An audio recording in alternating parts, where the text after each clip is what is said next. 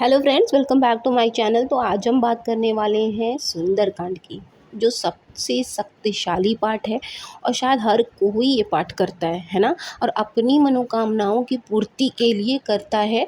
लेकिन क्या फ़र्क पड़ता है अगर आप मंगलवार को करते हैं और क्या अंतर है अगर आप शनिवार को करते हैं? ये कुछ मतलब कुछ ही लोगों को ऐसा कुछ पता होता है। वैसे तो आप प्रतिदिन अगर नियम बनाते हैं तो आपको प्रतिदिन ही करना चाहिए, लेकिन क्योंकि समय का अभाव होता है, हर किसी को काम करना होता है, चाहे वो लेडीज़ हों और चाहे वो जेंट्स हों, तो पॉसिबल नहीं है। तो लोग कुछ दिन को चुनते हैं जिस दिन वो पाठ करना चाहते हैं।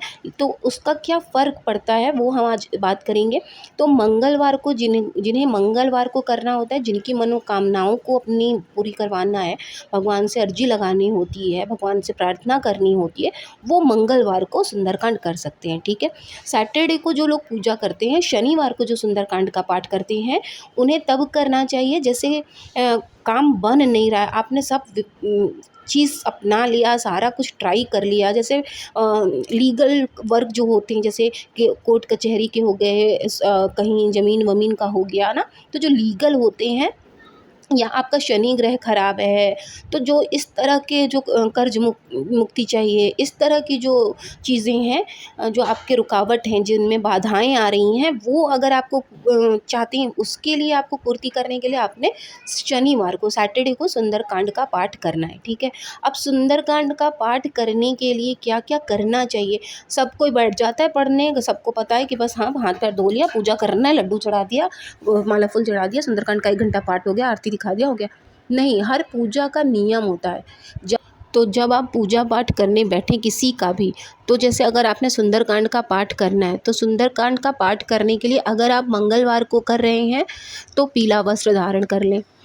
लाल भी पहन सकते हैं। और अगर शनिवार को भी कर रहे हैं तो आप पीला या लाल ही वस्त्र धारण करें।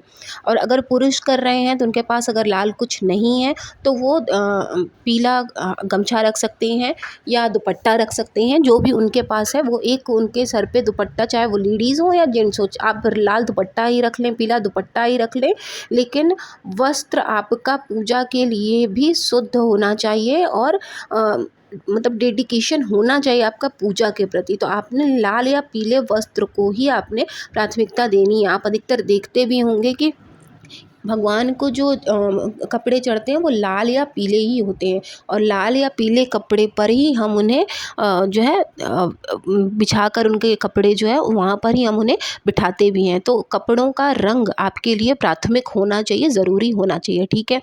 अगला आपको बताती हूँ कि जो तेल तेल जो हम इस्तेमाल करते हैं वो होना चाहिए चमेली का। जब भी आप सुंदरकांड का पाठ कर रहे हैं तो 1 बोतल आप तेल रख लें। अगर आपने मनोकामना की पूर्ति के लिए आप सुंदरकांड का पाठ कर रहे हैं तो 1 बोतल चमेली का तेल मंगा कर रख लें।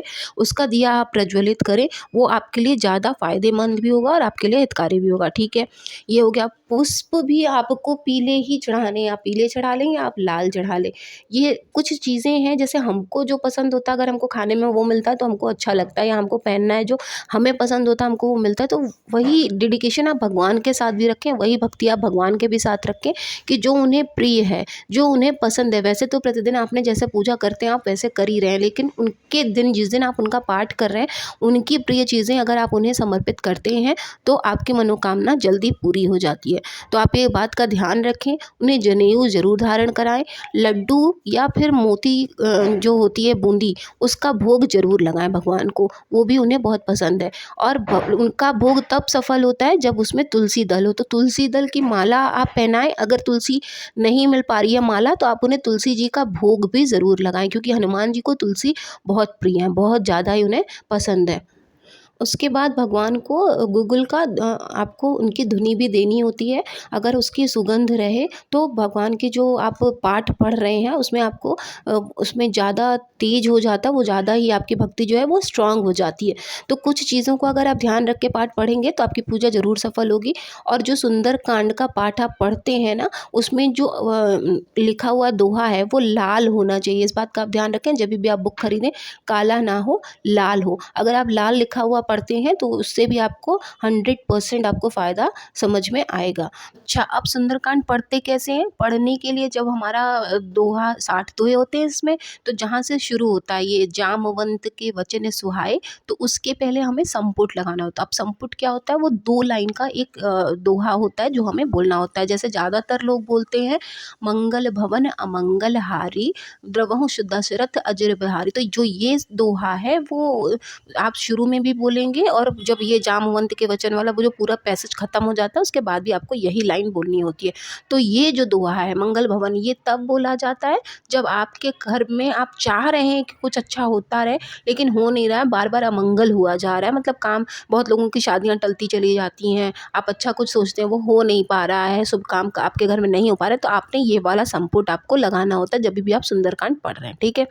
फिर होता है बीमारी के लिए। बीमार जो लोग हैं उनको अगर लगाना है बीमारी से मुक्ति पाने के लिए, तो नासै रोग हरै सब पीरा, जपत निरंतर हनुमत बीरा, ये लगाया जाता है संपुट। ठीक है।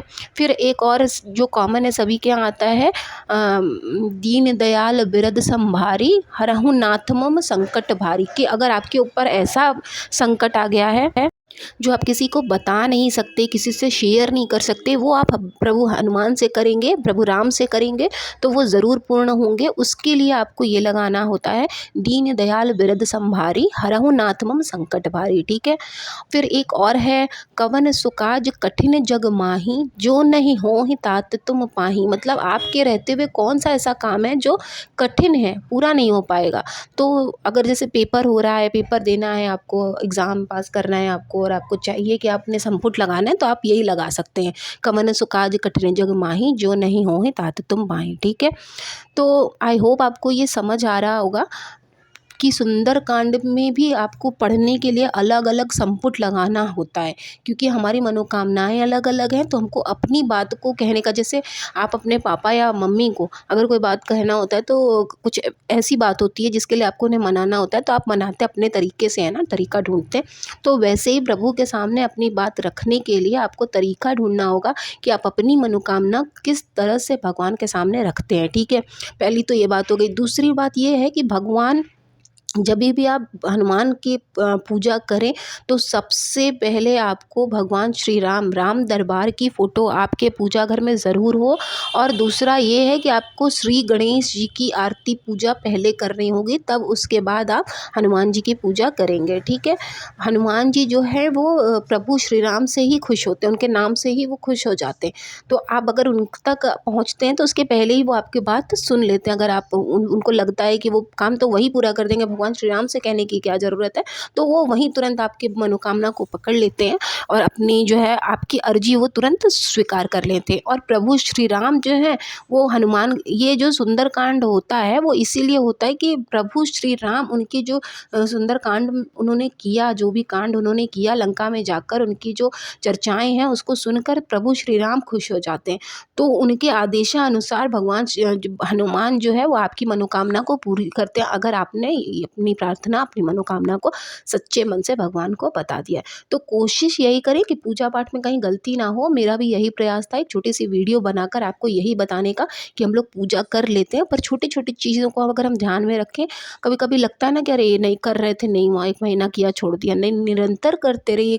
क्यों नहीं सुनेगा कोई, क्यों नहीं सुनेगा कोई, सुनेंगे। बस अपने भक्ति में इतना स्ट्रॉन्ग ले आइए, इतना तेज ले आइए ना कि सुनाकर ही मानिए प्रभु को। क्यों नहीं सुनेंगे, बिल्कुल सुनेंगे। तो इसलिए संपुट कौन सा लगा रहे हैं ये ध्यान रखें, प्रभु श्री राम को ज़रूर उनकी आराधना करें, तो आपकी मनोकामना ज़रूर पूरी होगी। और इसी उम्मीद के साथ मिलते हैं नेक्स्ट वीडियो में। तब तक के लिए ओम नमः शिवाय, जय श्री राम।